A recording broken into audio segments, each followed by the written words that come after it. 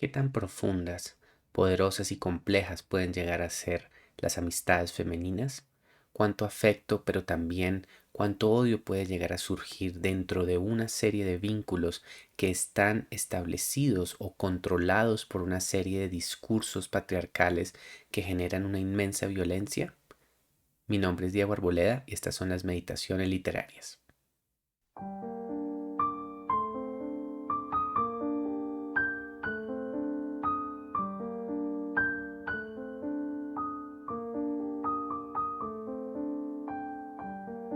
Buenos días, buenas tardes, buenas noches, queridos seguidores, sean como siempre muy bienvenidos a este su espacio, las meditaciones literarias. En esta ocasión vamos a continuar nuestra exploración de escritoras eslavas contemporáneas, centrándonos en particular en una autora que se ha caracterizado desde el inicio de su carrera por una exploración de universos oníricos, distópicos, terroríficos, universos en donde se explora a través de todos estos elementos ya mencionados muchas de las contradicciones, violencias y tragedias de la mujer soviética y postsoviética. Se trata de Ludmila Petrushevskaya, una escritora nacida en Moscú en el año de 1938. Petrushevskaya, como acabo de mencionar, es una autora que se caracteriza por la utilización de elementos satíricos y grotescos. Una autora que, en mi opinión, es una continuadora de esa mezcla tan fascinante que existe en varios autores de la literatura rusa entre un universo satírico, burlesco, a veces casi circense, con un universo potencialmente aterrorizante, potencialmente espeluznante. Podríamos tomar o considerar ejemplos como Gogol o como Bulgakov. En mi opinión, ella es una continuadora de esta línea, pero como acabo de señalar, es una que le da un giro de tuerca muy particular a estas influencias, que transforma estas influencias en una literatura que explora muchas de estas características propias del universo femenino, de los grandes terrores del universo femenino de la mujer de su época. La vida de Petrushevskaya es realmente fascinante. Es una mujer que nació en el gran y muy elegante Hotel Metropol de Moscú, hotel que había sido tomado, acaparado por los bolcheviques después de la revolución y convertido en un espacio de alojamientos. Ella nació aparentemente en cuna de oro, es decir, nació de una familia revolucionaria. Su padre era una importante figura bolchevique. Sin embargo, a los 3 años de edad, en 1941, poco antes de que la Unión Soviética entrase en la Segunda Guerra Mundial, su vida dio un vuelco. Su padre fue acusado de ser un enemigo del Estado y tuvo que desaparecer, escapó. Su madre y ella quedaron atrás y tras este terrible suceso, inesperado suceso, sumado al inicio de la Segunda Guerra Mundial, la infancia de Petrushevskaya fue bastante nómada. Fue una infancia marcada por la violencia, por el dolor, la tragedia, la incertidumbre. Su madre y ella se vieron obligadas a emigrar o a moverse a Kuibyshev, ciudad que actualmente se conoce como Samara, en donde vivieron algunos años y pasaron bastantes penurias. Y solo hasta más adelante, hasta cuando ella ya cumplió unos 9, 10 años, ya tuvo la oportunidad de regresar a Moscú. Ya después, durante su adolescencia y primera adultez, ella tuvo la oportunidad de estudiar periodismo en la Universidad de Moscú, pero eventualmente no habría de ejercer esta carrera, sino que habría de introducirse o de entrar al universo del teatro, en donde ella empezó a darse a conocer como escritora de guiones teatrales, como dramaturga. Una vez alcanzó un cierto reconocimiento dentro de este campo, ella fue llamada al mundo del cine, en donde se convirtió en guionista cinematográfica. Entre estas experiencias, estas primeras experiencias, cabe señalar su trabajo como guionista dentro del corto El cuento de los cuentos, un muy célebre mediometraje de animación del gran animador ruso Yuri Norstein, una animación icónica de la animación soviética que recomiendo encarecidamente. Es una obra maestra que, en mi opinión, ya empieza a presentar algunas de las características líricas, poéticas y distópicas de la literatura de esta gran autora. Una vez pasó este primer periodo, ya en los años 80, durante el gobierno de Gorbachev y la perestroika, Petrushevskaya tuvo la oportunidad de empezar a publicar algunos relatos que ella había escrito en los años anteriores, pero que no había podido publicar debido a la censura. Fue en este periodo donde ella empezó a darse a conocer y fue ya en los años 90, poco después de la caída del muro y de la Unión Soviética, cuando ella alcanzó su florecimiento literario y un amplio reconocimiento nacional. Fue en este periodo donde ella escribió una serie de relatos, de libros de cuentos, escribió una novela corta llamada Tiempo de Noche y empezó a hacer compilaciones de relatos que le dieron un gran éxito. Ya si hablamos a nivel internacional, Petrushevskaya se dio a conocer más o menos en el año 2010, 2009 a 2011, cuando ganó en el año 2010 el Premio Mundial de Fantasía por una compilación de relatos que en español se titularon Érase una vez una mujer que quería matar al bebé de su vecina. ¿Sí? Esta compilación de relatos tuvo un gran éxito, ganó este premio internacional y fue traducido a varios idiomas, entre ellos al castellano, al español. Fue así como alcanzamos pues, a conocer su obra. Petrushevskaya sigue siendo o continuó siendo ya durante la década de los 2010 una autora muy reconocida, una autora famosa ya no solamente por su literatura, sino también por otras inclinaciones artísticas, por su trabajo como pintora y su trabajo como cantante de cabaret. Es una figura bastante polifacética, inmensamente talentosa, Petrushevskaya, una autora bastante conocida por su muy peculiares atuendos, una mujer que tiende a vestir muy al estilo gótico, es conocida por eso, una mujer que sin embargo, o a pesar de todo, de esa aparente excentricidad, ha mantenido siempre una muy clara defensa de los derechos humanos dentro de Rusia, lo que le ha llevado en ocasiones, tanto en el periodo soviético como en el periodo postsoviético, a confrontarse a distintas figuras de autoridades, a distintas autoridades políticas y culturales. El relato que vamos a explorar el día de hoy es quizás su relato más célebre. Es el relato que de hecho le da título a la compilación de relatos que yo mencioné. Su título original no es tan rocambolesco como acabo de señalarlo, ¿no? Érase una vez una mujer que quería matar a la bebé de su vecina, sino sencillamente Venganza. Ese es su título original. Y este será el relato que exploraremos completo por su brevedad en nuestra meditación del día de hoy. Como siempre, les doy muchas gracias, les agradezco por estar aquí. Vamos a leer el relato y a continuación haremos el análisis pertinente.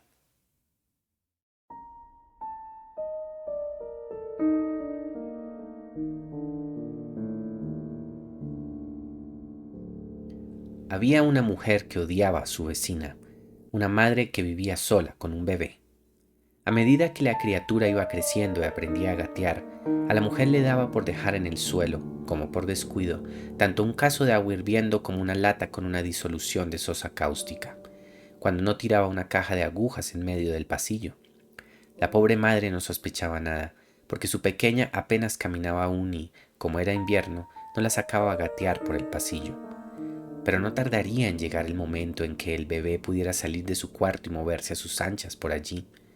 La madre avisaba a su vecina de que había un recipiente en medio del pasillo o le comentaba: «Ráchica, se le han vuelto a caer las agujas», ante lo cual ella fingía reparar en ello y se lamentaba de su descuido. En otros tiempos habían sido amigas.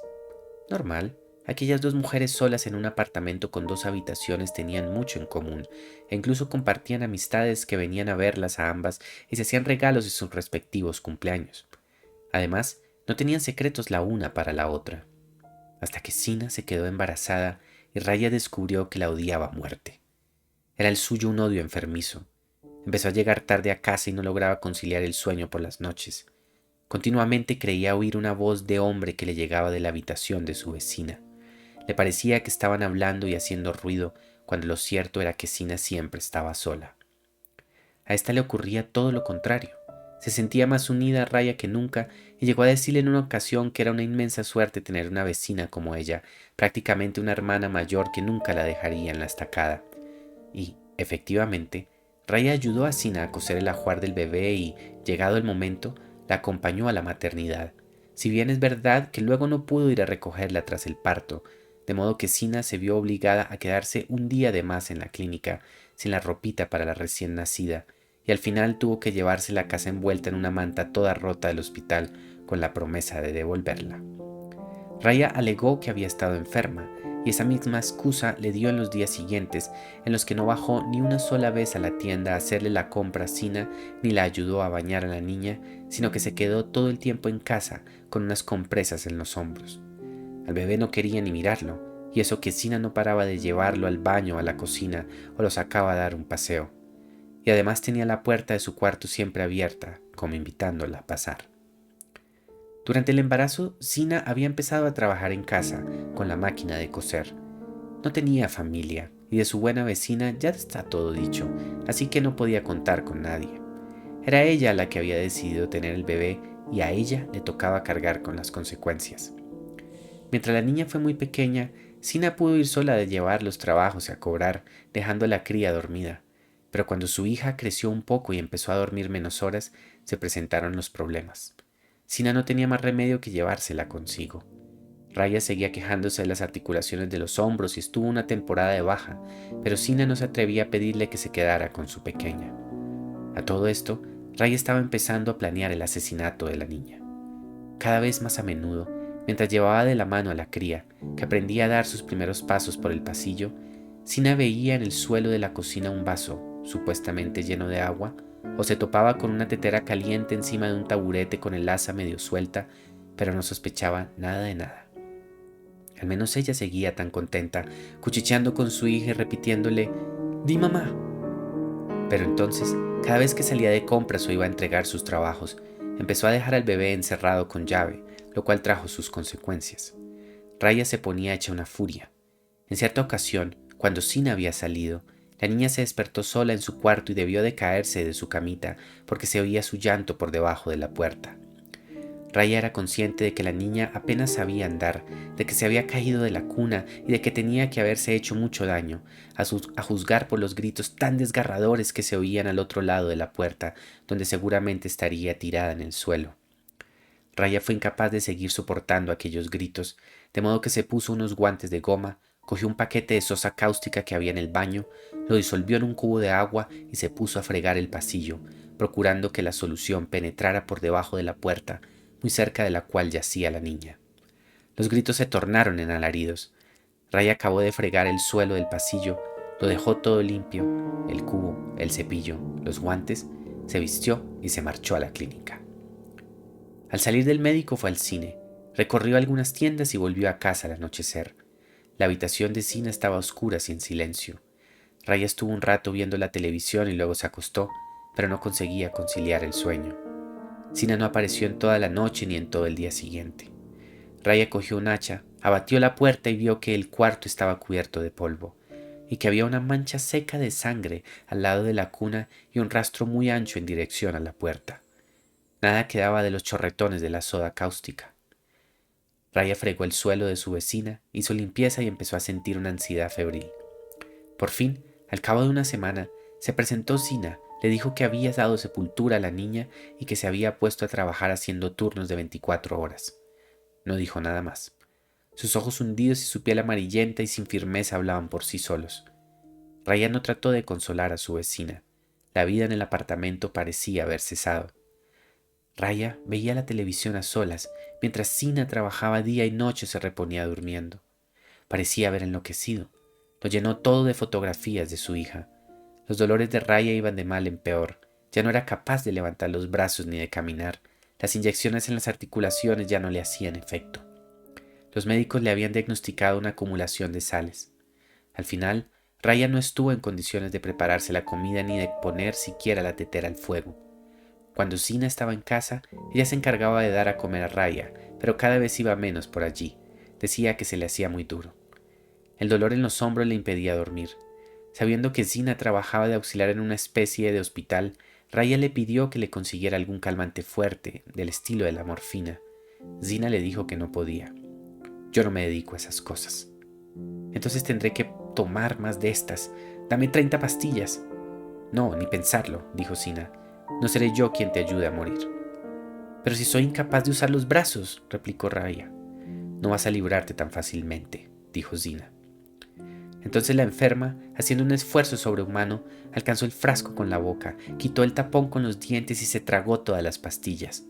Zina estaba sentada al lado de la cama. Raya tuvo una larga agonía. Cuando empezaba a amanecer, Zina dijo: «Y ahora escúchame bien. Te he mentido. Mi pequeña Lennochka está viva y en perfecto estado. Vive en una residencia infantil en la que yo trabajo como limpiadora. Lo que echaste por debajo de la puerta no era sosa cáustica, sino soda corriente de pastelería. Las cambié. La sangre en el suelo era de Elena, que se hizo daño en la nariz al caerse de la cuna. Así que tú no eres culpable. Tú no eres culpable de nada. Nadie podría demostrarlo, pero yo tampoco soy culpable de nada. Estamos en paz». En ese momento, vio aparecer en el rostro del agonizante una sonrisa de felicidad.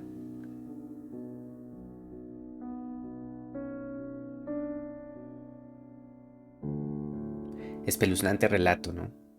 Un relato que nos confronta a pesar de su brevedad con una violencia brutal, con una oposición, con un odio profundos que quieren conducir a la violencia y que terminan revelándose como algo un poco diferente.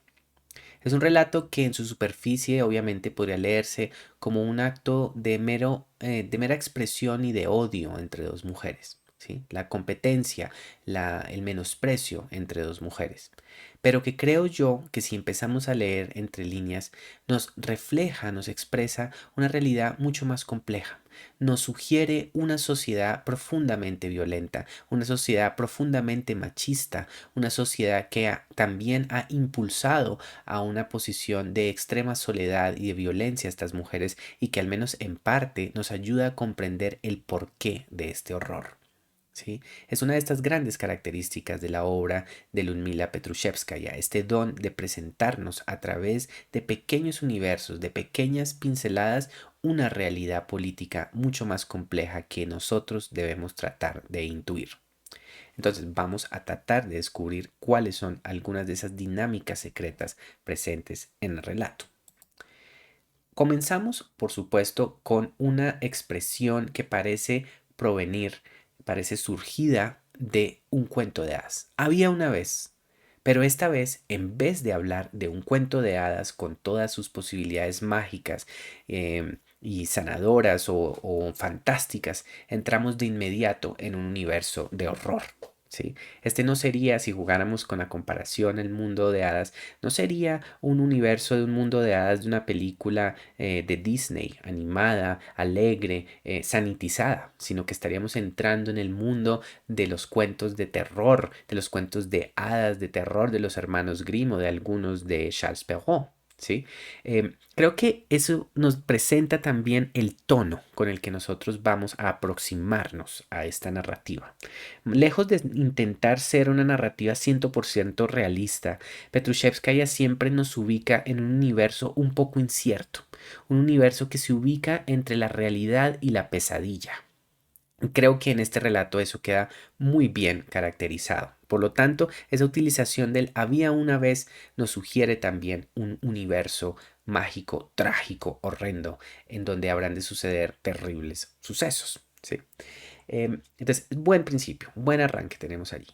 Inmediatamente también nosotros conocemos que tenemos dos protagonistas principales. Tenemos una mujer anciana, una mujer mayor, un poco mayor, y otra mujer más joven que va a tener una hija. ¿Sí? Se nos presenta esa idea. Y desde un principio ya se nos sugiere una idea de un profundo odio. Un odio que nosotros como lectores no podemos comprender inicialmente. Nos resulta completamente absurdo e inesperado. Vemos un montón de acciones de violencia que nos pueden sorprender un montón. El caso de Agua Hirviendo, la disolución de sosa cáustica que habrá de tener un papel importante más adelante, la imagen de las agujas. ¿Sí? Todas estas pequeñas imágenes domésticas de pronto se transforman en expresiones de horror y de violencia. Y al principio, por esta entrada abrupta que nos ofrece la narrativa con ese estilo tan directo, tan poderoso, tan sutil y al mismo tiempo tan terrorífico de Petrushevskaya, entramos en este universo y no logramos comprender sus motivos. Es lo que nos deja totalmente descolocados. Parece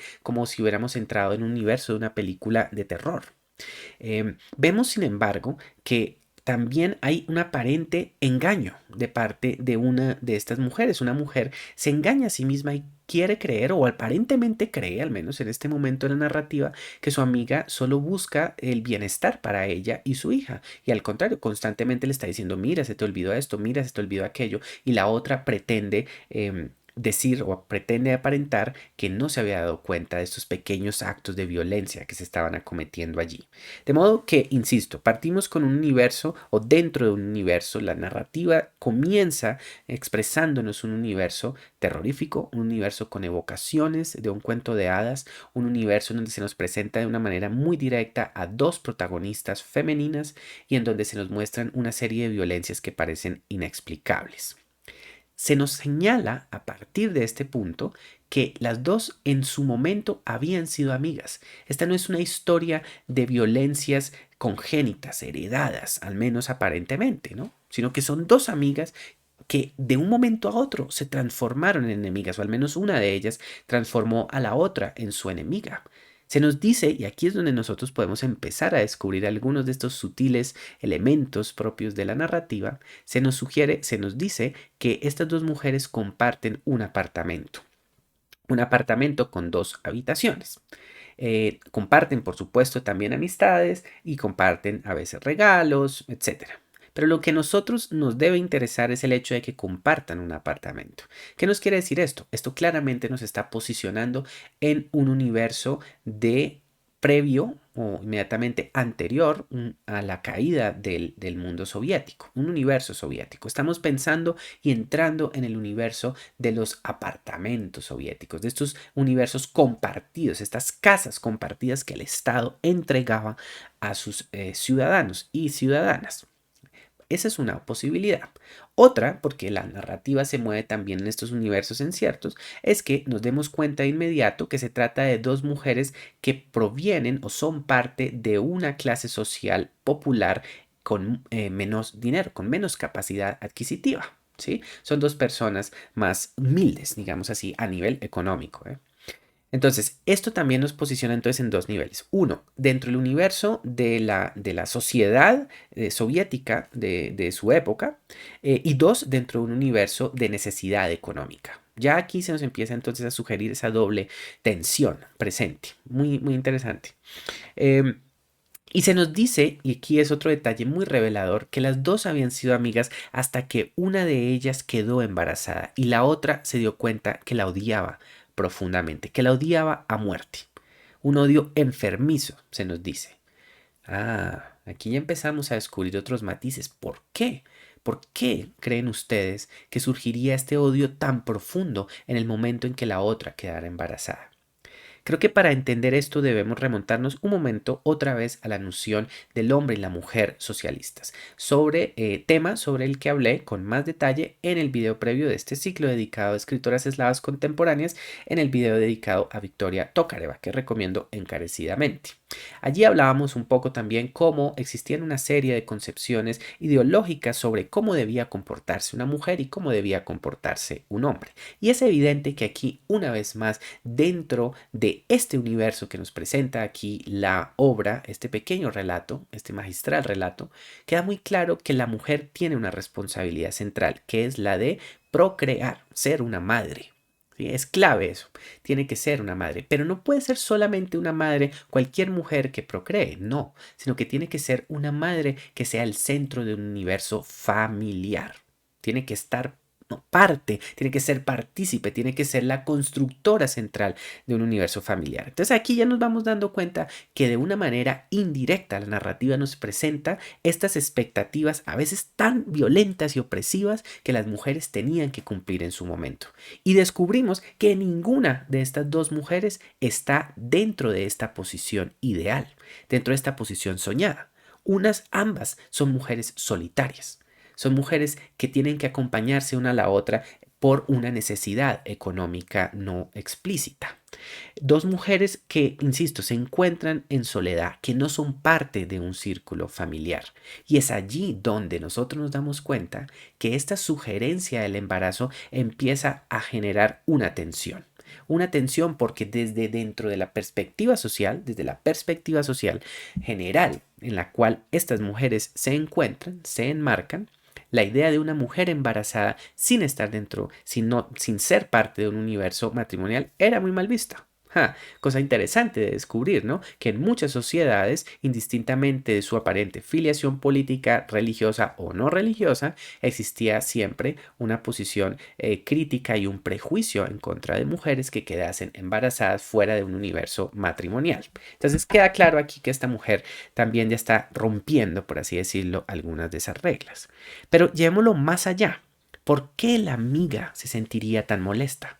Porque ella se descubre a sí misma, ya sabemos, las dos son figuras que no son parte de este orden social, pero una de ellas se descubre ahora como una que es aún más periférica, una mujer que no tuvo ni siquiera la posibilidad de tener hijos o hijas, ¿sí?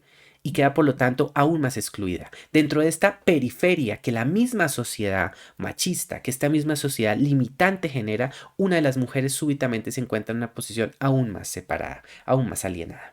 Y es por eso que yo siento que aquí nosotros podemos empezar a intuir el porqué de esta violencia, el porqué de este odio, el de reconocer en esta mujer, en su antigua amiga, el cumplimiento de una serie de expectativas que ella no pudo cumplir, ¿sí? Pero analicémoslo desde otro ángulo también, desde la ausencia de masculinidad. Este es un relato, y hay que señalarlo con mucha claridad, que sin presentarnos un solo personaje masculino, nos indica con toda su poder, con toda su fuerza y su fiereza, el impacto que el orden masculino, el orden patriarcal, muchas veces tiene sobre el universo femenino. Cómo se impulsa, cómo corroe, cómo genera una serie de vínculos violentos, que en este caso en particular me parecen a mí que están conectados también con la sexualidad, con el ejercicio de una sexualidad heteronormativa, por supuesto, en este caso. Entonces, podríamos interrogarnos y preguntarnos si tal vez otro motivo de odio de esta mujer es por el hecho de que su amiga hubiera tenido el acceso a este campo del deseo, a este campo de la sexualidad, que ella, por el contrario, se ha visto obligada a reprimir. Miren qué cosa tan fascinante es también descubrir cómo el ejercicio de la sexualidad tenía que estar dentro de esta sociedad, coordinado, concebido dentro de un marco específico de comportamiento en donde era obligatorio que se encauzase en un camino matrimonial. ¿Sí? Esto aquí vemos que no es así, ya vimos que esta mujer no era parte de este círculo matrimonial. O al menos no se nos sugiere que tenga ningún tipo de vínculo, sí, afectivo incluso con una figura masculina que parece claramente haber desaparecido. No se nos menciona, no sabemos quién es el padre de este bebé, de esta niña. ¿Sí? Pero volviendo al tema sexual, podríamos preguntarnos, ¿no es muy revelador acaso también esta sugerencia de esta ausencia de deseo, esta imposibilidad de ejecutar ese placer? En este caso, esta mujer, tristemente, la mujer, la antigua amiga, siente tal vez, quizás podríamos preguntarnos, un odio por la fuerza o la fiereza con que ella misma ha reprimido su deseo erótico. Y esta represión del deseo erótico genera una nueva tensión, una tensión entre estas dos mujeres. Sí, por supuesto, también nosotros si quisiéramos seguir esta senda un poco psicoanalítica tal vez con la que estamos explorando aquí este relato, podríamos preguntarnos si también existen una serie de tensiones psicosexuales soterradas y violentas entre estas dos mujeres, sobre todo desde la mujer mayor hacia la mujer embarazada. ¿Sí? ¿Habría tal vez un soterrado deseo de parte de ella hacia su amiga? Deseo que se ve frustrado cuando ella descubre que su amiga ha tenido relaciones con un hombre.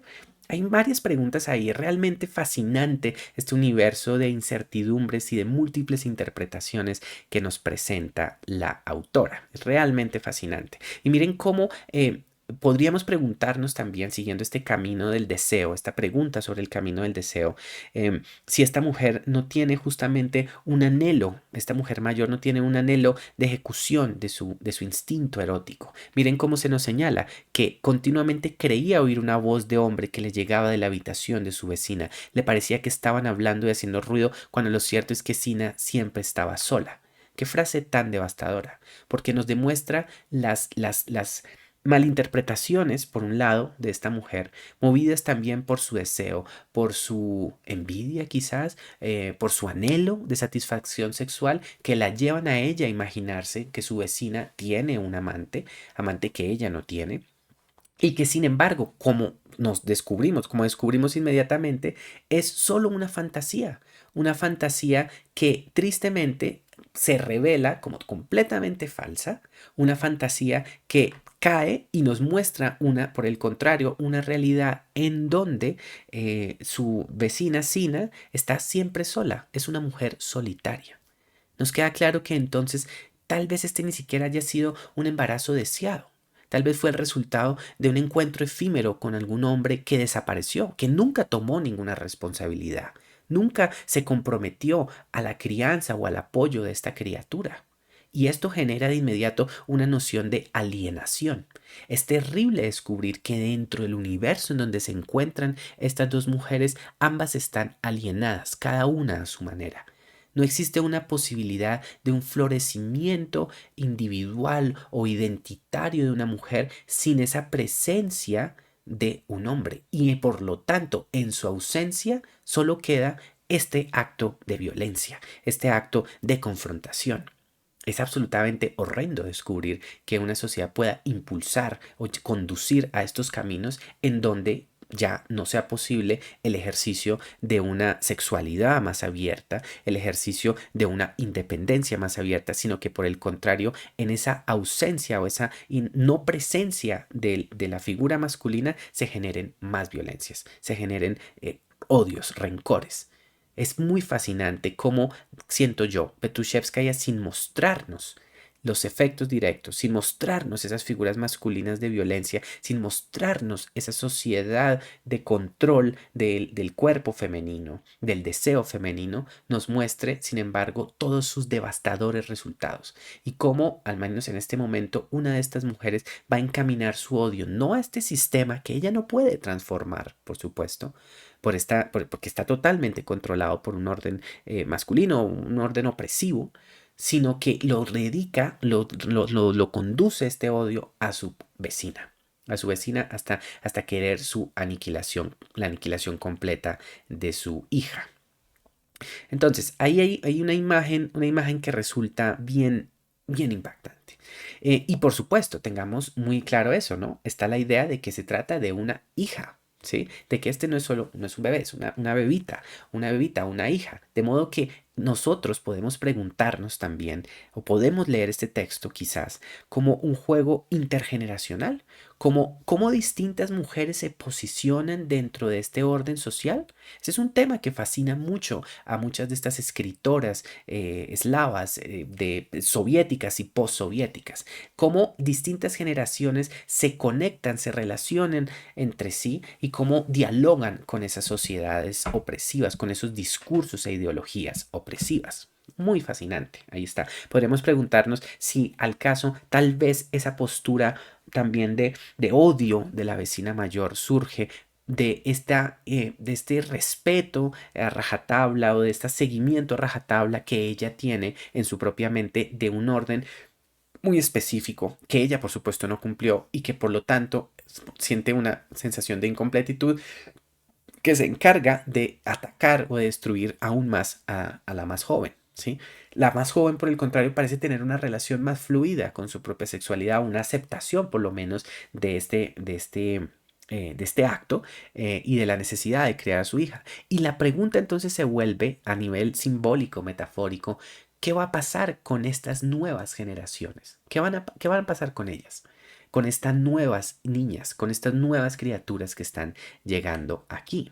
¿Sí? Es la pregunta, la vida o muerte del bebé, de la bebé, se convierte, por lo tanto, en una manifestación metafórica de estas contradicciones tan poderosas que aquí observamos.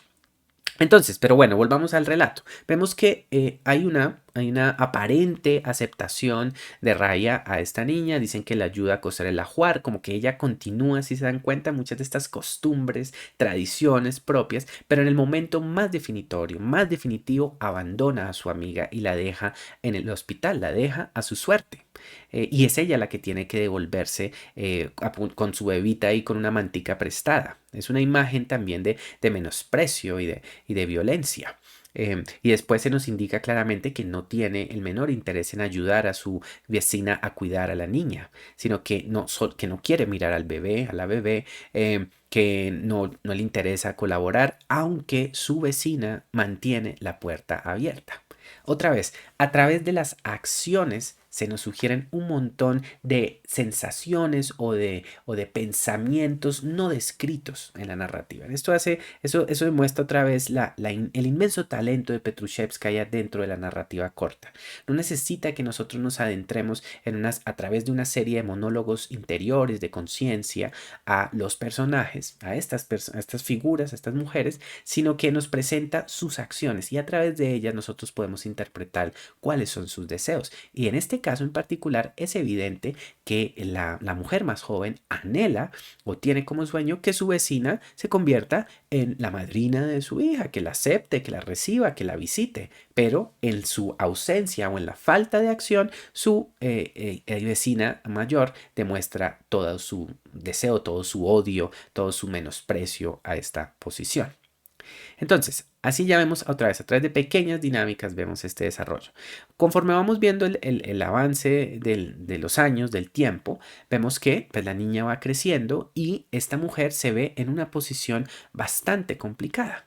Complicada porque ya no puede dejar a su hija en ninguna parte, sino que tiene que llevársela consigo. Aquí obviamente Raya se excusa con sus enfermedades, es una mujer que ya tiene algunos problemas al parecer de artrosis, algunos dolores corporales importantes, con eso se excusa y no le ayuda en lo más mínimo, de modo que la otra se ve obligada a trabajar. Entonces aquí vemos otros detalles importantes. Vemos que esta mujer trabaja en abundancia, trabaja en su propia casa, es una costurera, una mujer que debe moverse de aquí a allá constantemente. No se nos puede dejar más claro, más explícito que es una mujer soltera, una madre soltera, una mujer que nunca recibió ningún apoyo de esa silente, indiferente e inexistente figura masculina. Una mujer que se ve en la obligación de trabajar permanentemente para poderse sostener económicamente. Y claro, una vez más se nos refleja las difíciles circunstancias económicas de estas dos mujeres. ¿Sí? ¿Qué tanto, si las ubicamos a ellas dentro de un contexto soviético, qué tanto esto no se convierte ya también en un ejercicio crítico? En un ejercicio crítico a una sociedad que decía presentarse como defensora de todas las personas y que por el contrario se nos revela aquí como una sociedad que abandona en este caso, dos mujeres que no cumplen con los estándares que se tienen en la cabeza o que se supuestamente deberían cumplir dentro de la sociedad. Dos mujeres que se ven obligadas a encontrar cada una su propio rumbo. Y bueno, volvemos al tema del asesinato. Volvemos al tema del asesinato. El tema del crimen. Vemos que esta mujer, Raya, empieza a pensar con mucho más detalle cómo matar. Cómo matar. Y vemos con especificidad, con mucho detalle esos puntos. ¿Sí? Vemos que deja en la cocina un vaso supuestamente lleno de agua, una tetera caliente. Sabemos que no está llena de agua, por supuesto, una tetera caliente para que la niña se queme. Em, Se nos empieza a hablar otra vez de la presencia de una soda cáustica. De eso ya hablaremos de la soda cáustica con más detalle en un momento. Y aquí es donde nosotros también descubrimos cómo el universo doméstico súbitamente se nos revela como un espacio de violencia y de agresión. Otra vez, súbitamente se le da una vuelta de tuerca a muchas de estas concepciones tradicionales sobre la posición o lugar que debía ocupar la mujer. Si la mujer supuestamente bajo una concepción tradicional estereotipada, machista, por supuesto, tenía que quedarse en el hogar, tenía que quedarse en la cocina, tenía que quedarse dentro del espacio doméstico. El espacio doméstico era visto o podía ser visto como un espacio poético, un espacio lírico, un espacio donde la mujer tenía un control, donde la mujer se sentía plena y realizada. Obviamente, desde la perspectiva profundamente femenina, profundamente crítica de Petrushevskaya, el espacio doméstico se nos revela también como un espacio de horror. Los objetos más sencillos, más humildes, aparentemente más inofensivos, adquieren una cualidad siniestra. Es otro de esos grandes dones de la obra de Petrushevskaya, el de presentarnos, convertir unas realidades domésticas en una serie de universos que empiezan a evocarnos espacios de horror, espacios de incertidumbre y que en otros de sus relatos alcanza ya cualidades fantásticas y oníricas.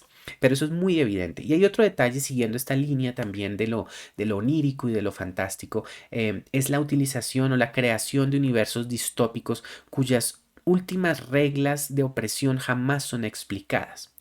Me explico, valga la redundancia, me explico cómo funciona. En muchos de los relatos de Petrushevskaya nosotros descubrimos o intuimos que los personajes se encuentran en medio de universos de violencia, de control político, de alienación, pero nunca conocemos a quienes han construido estas reglas, a quienes han construido estos mundos. Nunca conocemos del todo el porqué de estos universos distópicos, qué es lo que realmente está sucediendo, quién lo está causando, cómo puede ser solucionado. Solo vemos personajes que han aceptado una serie de dinámicas que parecen ya estar totalmente impuestas en dinámicas violentas y trágicas y sus intentos de sobrevivir dentro de estas dinámicas. Creo que esto aplica claramente en este relato, ¿no? Nunca terminamos de entender cómo funciona del todo este universo distópico que está aquí, evidentemente, en donde se mueven estas mujeres. Pero nosotros podemos, nosotras, nosotres, ya intuimos, por supuesto, a fondo las dinámicas que están aquí. Y me parece que esta es una manera muy poderosa de utilizar el ejercicio de lo fantástico para revelarnos la violencia de muchos de los grandes discursos sociales y políticos y económicos que nos rodean. Violencias y discursos, perdón, que muchas veces imponen una serie de violencias a las minorías o en este caso a las figuras femeninas. ¿Sí? Es muy claro eso. Entonces, perfecto, vemos que este universo doméstico se vuelve súbitamente devastador y brutal. Y luego, dentro de esa misma domesticidad, nos enteramos que la niña se ha caído. La niña se ha caído y está sufriendo profundamente. ¿Sí? Está allí caída la pobre pequeña, sufre, llora y la mujer decide no hacer nada, o sí decide hacer algo, pero lo que decide es producir más daño. ¿Sí? Producir más daño. Se toma unos guantes de goma, toma un paquete de sosa cáustica que había en el baño, lo disolvió en un cubo de agua y se puso a fregar el pasillo. Miren cómo ahora la acción doméstica ya no son solamente los objetos, sino las acciones domésticas que muchas veces buscaban otra vez el establecimiento presunto de un orden de belleza, de un orden de tranquilidad dentro de lo doméstico, se convierten por el contrario en herramientas de violencia y de destrucción, de aniquilación. Aquí ella lo que quiere realmente es fregar el suelo para que esta sosa cáustica corrosiva pase por debajo de la puerta, llegue a los labios o al rostro de la niña y termine de matarla. Es una imagen realmente violenta, visceralmente violenta, ¿sí? Y no solamente esto, sino que ella no se satisface, parece disfrutar también este acto. Vemos que la niña grita aún más, se nos dice que tal vez se cayó de la camita, no queda del todo claro. Y los gritos se convierten en alaridos conforme ella pasa este líquido por debajo de la puerta. Pero ella sencillamente lo continúa haciendo y una vez termina, se va. ¿Sí? Deja todo limpio, cubo, cepillo, guantes, se viste y se marcha a la clínica.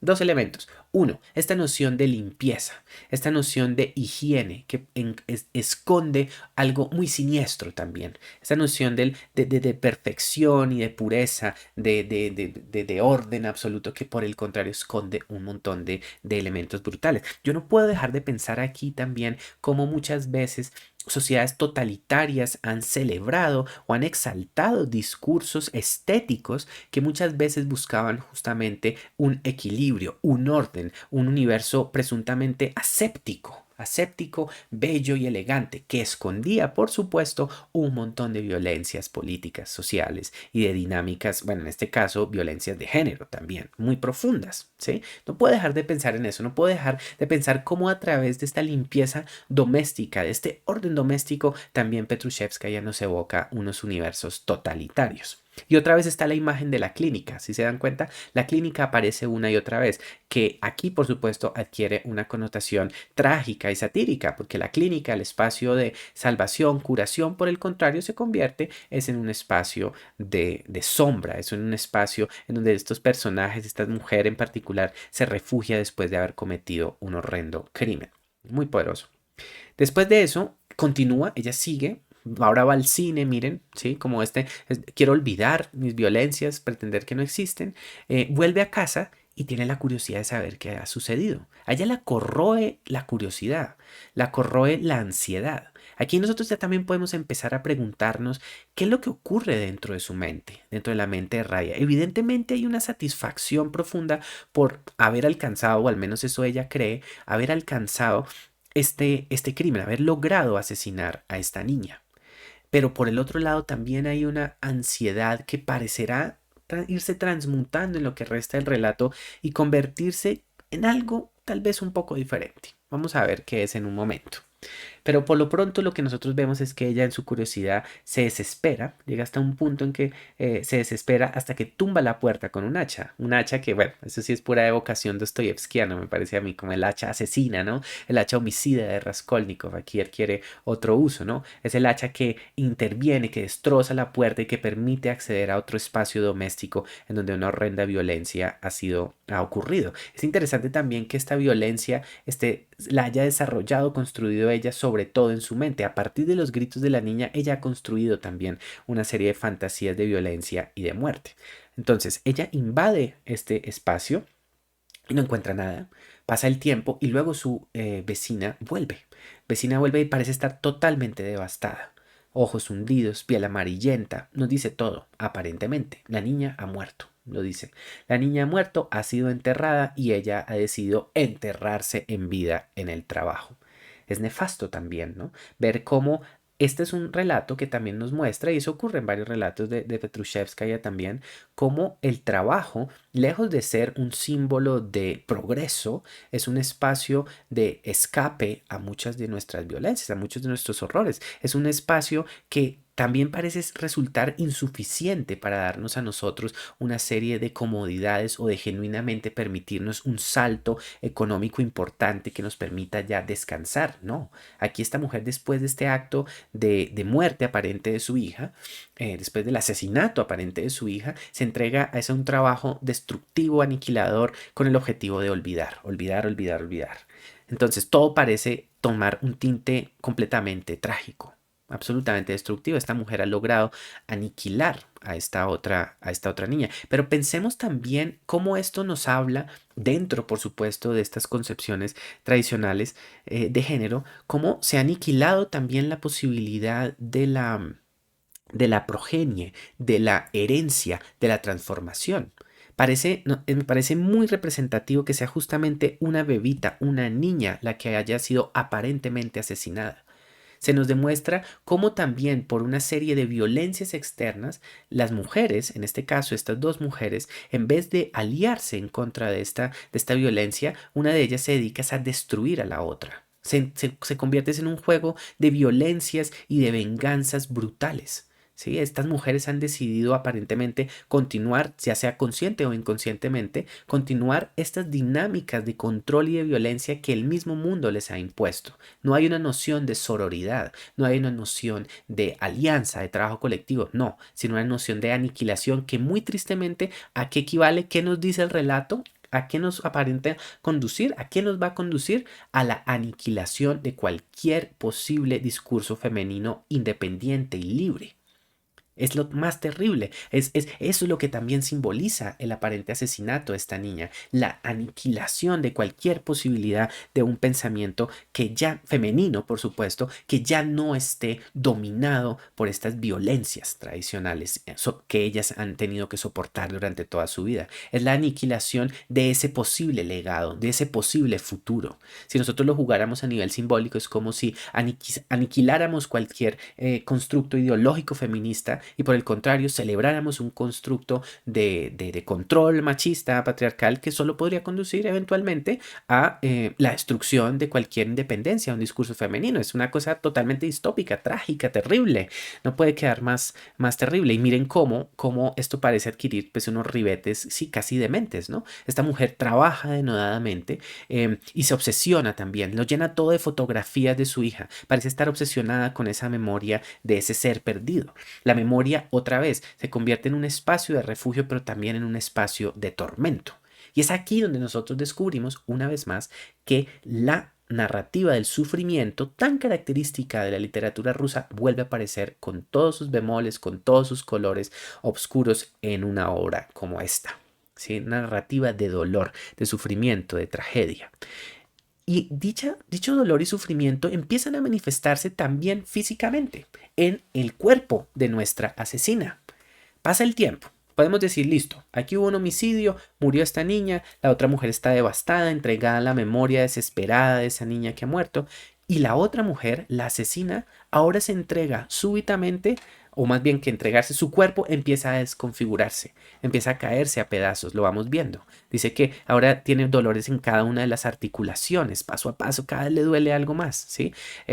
Y su vecina ahora se ve en la obligación de ayudarla. Vemos que ahora los papeles se han trocado. Si antes era la mujer anciana la que supuestamente debía ayudar a la otra mujer más joven a a cuidar a su hija, ahora es esta mujer más joven quien debe cuidar a esta mujer más vieja. Y en ninguno de los dos casos se ejerce un genuino apoyo, al menos aparentemente, ¿no? No ejerce ningún apoyo. Sina empieza a utilizar los mismos argumentos y excusas que usaba su amiga, su presunta amiga, para no ayudarla cuando su hija aún vivía. Y es aquí donde nosotros nos damos cuenta o empezamos nosotros a intuir que realmente su vecina sí sabía. Sí entendía muchas de estas violencias que estaban ocurriendo en contra de su hija. Es realmente muy fascinante cómo el relato juega también con nuestras expectativas, por supuesto. Se nos ha dicho en un momento, no. Ella no se daba cuenta de nada, ella solo sonreía, ella estaba muy feliz. Pero ¿es eso del todo cierto? Me pregunto. Yo no lo creo, porque recordemos que ella no le dejaba la hija a la vecina, ni siquiera lo intentaba ya, dejaba a la hija encerrada, es decir, ya le quedaba muy claro a ella que había algo terrible que estaba aconteciendo aquí, algo trágico que estaba aconteciendo aquí, algo que lamentablemente pues no puede ser, no puede ser del todo explicado, al menos hasta este punto. No podemos terminar de entender el porqué de estas dinámicas de violencia y de odio que aquí se están desarrollando. Ya hemos tratado de establecer algunas posibles teorías, pero eso es para que cada uno de ustedes lo descubra en últimas como lector, como lectora. Entonces, pues nada, resulta que ahora se han invertido, se han trocado los roles y llegamos así al poderoso, más que poderoso final del relato. Vemos que ahora esta mujer está profundamente atormentada. Raya está físicamente atormentada, llena de dolor. Ya no aguanta el dolor, el sufrimiento que tiene a su alrededor, la tormenta, la tortura. Y ahora la otra le dice, yo no me dedico a esas cosas, y no solamente le dice eso, sino le dice, no vas a librarte tan fácilmente. Le deja muy en claro que ahora es ella quien está vengándose. ¿Sí? Y aquí llegamos al título del relato, ¿no? La noción de venganza. ¿Qué es lo que nosotros podemos entender por venganza? ¿Sí? En este relato. El primer lugar, podríamos decir que el primer acto entonces de Raya, cuando mató presuntamente a la niña, era un acto de venganza. ¿De venganza contra quién? Contra su amiga sería la respuesta, su antigua amiga sería la respuesta más obvia. Pero sería un acto de venganza también contra esas violencias, contra esa sociedad, contra este orden que no ofrece futuro, destino posible hacia una mujer, contra esta represión sexual a la que ella ha sido sometida. No lo sabemos, hay varias posibles lecturas, insisto. Pero ahora sí, por el otro lado, queda claro que la venganza en este segundo acto, la venganza es la que está ejerciendo esta mujer en contra de su vecina. Nos queda claro que ella ya se ha dado cuenta que ella fue cómplice o partícipe directa del asesinato de su hija. Y es en este momento donde nosotros llegamos a ese gran y poderoso final. Raya, en su desesperación, pide que la maten. pide que le entreguen una serie de pastillas, que le den una sobredosis de pastillas para ella morir en paz, porque el dolor ya resulta insoportable. Y la otra le dice, no, no te las voy a dar, no te las voy a dar, hasta el punto de que Raya se ve obligada a abrir con sus propios dientes el frasco lleno de pastillas y tomárselos todas de un trago. Y llegamos a ese momento, momento terrible, ¿no? Este podría ser el final de la historia, claramente. Podría ser el final. Podríamos decir, aquí ya se consumó la violencia, se consumó la venganza. Y esa sería una posible lectura de la historia. Dos mujeres que dentro de este marco social que ya hemos señalado, llegan hasta unos extremos de violencia brutal en donde no existe ninguna posibilidad, insisto, de sororidad o diálogo, sino solo de aniquilación mutua. ¿Sí? Si tú me destruiste a tu hija, me destruiste a mi hija, yo te destruyo a ti. Podría ser allí la historia. Pero, y aquí viene el gran pero, el gran giro poderoso y doloroso de la historia, es que en el momento en que esta mujer toma las pastillas y por lo tanto se sugiere que ya va a morir, la otra le revela un secreto. Le revela algo sorprendente. Le revela que su hija no está muerta, que lejos de estar muerta, la escondió, la llevó a su lugar de trabajo, donde ella trabaja como limpiadora, y la dejó allí para que la cuiden en una residencia infantil. Y no solo eso, sino que le revela que esta sosa cáustica que ella creía haber fregado debajo de la puerta para matar a la niña, en realidad no era tal, sino soda corriente de pastelería. Vemos cómo otra vez súbitamente, ¿no? Se da la vuelta a estos órdenes de violencia. Lo que antes era un objeto violento, la soda cáustica, ahora se revela como un elemento inofensivo. En este momento al final se trocan estos roles, lo que parecía ir en un crescendo de violencias y de agresiones y de destrucciones, de pronto se convierte súbitamente en elementos inofensivos, en una sugerencia del inofensivo, en algo que no era tan trágico y tan destructivo. ¿Sí? Y veamos, analicemos sobre todo estas últimas palabras. Así que tú no eres culpable. Tú no eres culpable de nada. Nadie podría demostrarlo, pero yo tampoco soy culpable de nada. Estamos en paz. Analicemos con más detalle estas frases aquí presentes. ¿Qué se nos quiere decir? ¿Qué es lo que se está tratando de expresar?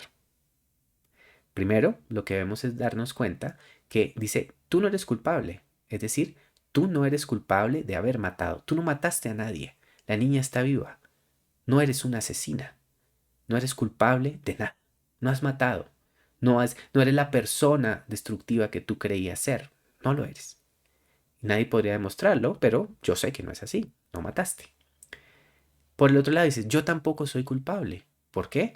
Porque yo no te ayudé a matar. Yo tampoco soy una asesina. Así es como ella lo está interpretando, Sina. Por supuesto, ella está diciendo, si yo te hubiera entregado a ti esas pastillas, si yo te hubiera entregado esa posibilidad de que yo te ayudara a suicidarte, yo me hubiera convertido en una asesina y hubiera, por lo tanto, continuado estos discursos de violencia. Entonces, súbitamente se nos dice, no, ninguna de las dos es asesina, ninguna de las dos es culpable. Y se dice, estamos en paz, porque ninguna de las dos ha matado.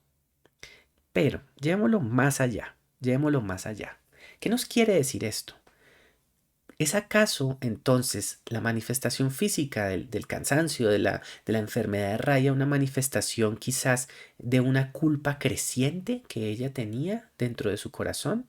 Una culpa que la carcomía y que la había llevado pues hasta esta propia aniquilación, como si su propio cuerpo la estuviese castigando por sus actos de violencia. No sé, es una posibilidad. También podríamos preguntarnos. Entonces, esta noción de culpa no es nada más sino una manifestación de estos anhelos de venganza mutua. Y por lo tanto nosotros podríamos preguntarnos si en este momento postrero de la narrativa, en este último giro de la historia, esta mujer decidiera directamente no continuar más estos discursos de venganza. Decir, detengámonos aquí.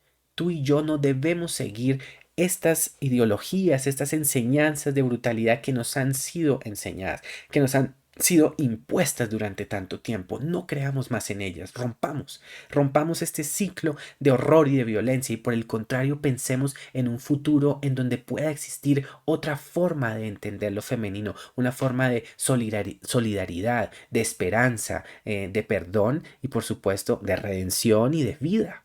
Es tal vez eso lo que se nos propone, que esta mujer más joven, Raya, está diciendo, ya no quiero más este orden. ¿Es acaso entonces este último gesto, este último y postrero gesto, uno que nos está diciendo que por fin habrá un anhelo o una ruptura a estas violencias impuestas de estas figuras desconocidas, de esta cultura, de esta sociedad que siempre está aparentemente por fuera del orden doméstico, pero que en la realidad lo permea todo profundamente? ¿Se ha roto por fin el vínculo? No lo sé. ¿Se ha roto por fin esta terrible continuidad de violencias? Observemos esa última frase del relato. En ese momento vio aparecer en el rostro del agonizante una sonrisa de felicidad. Esa felicidad que le había resultado tan esquiva, esa felicidad que ella no había podido entregar a su amiga ni tampoco a la niña, una felicidad que aparece súbitamente en el momento justo antes de su muerte.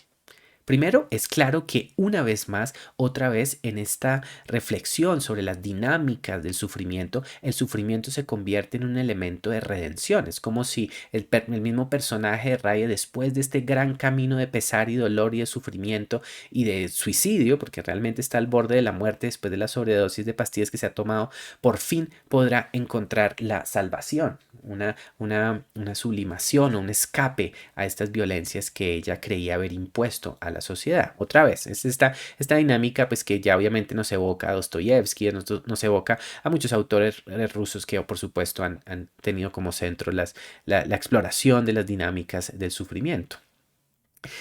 Pero también me pregunto si justamente esto no está probando el punto que yo señalaba, que hay una posible noción de redención, un deseo de romper este círculo vicioso, este círculo dañino.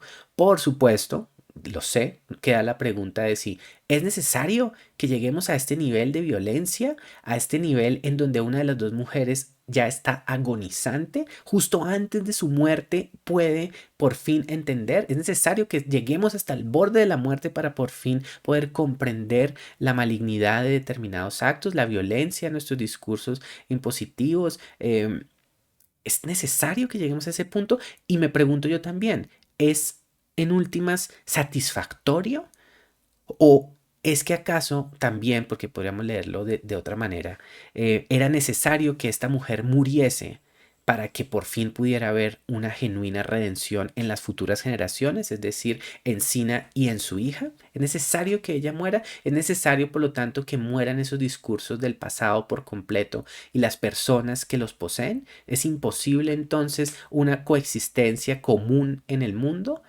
Mm, Preguntas, grandes preguntas que quedan allí.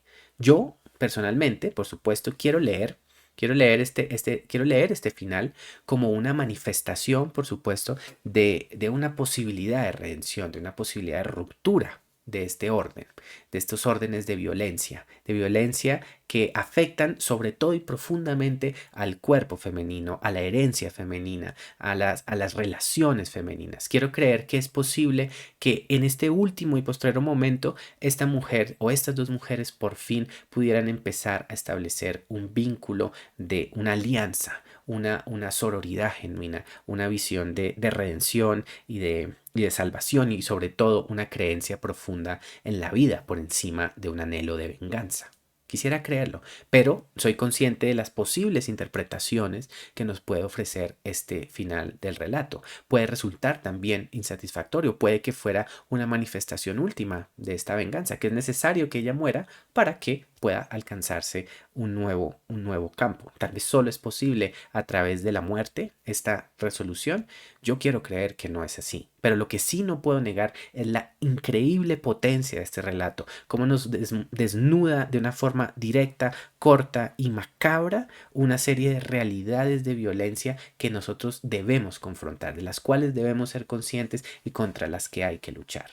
Una serie de violencias que sobrepasan, por supuesto, a estas mujeres, porque esto para mí es el más importante elemento que quería señalar también con este análisis, y es que seamos conscientes que muchos de estos actos de violencia o la perpetuación de unos actos de violencia, sobre todo dentro del mundo de la amistad femenina, no son o pueden llegar a ser nada más que continuaciones de esos discursos heredados de violencia machista, de violencia patriarcal, que se cargan intensamente y que en vez de querer transformarse, conducen a retorcidas expresiones de violencia y un anhelo de destrucción, en vez de un anhelo de sororidad, de unión y de transformación.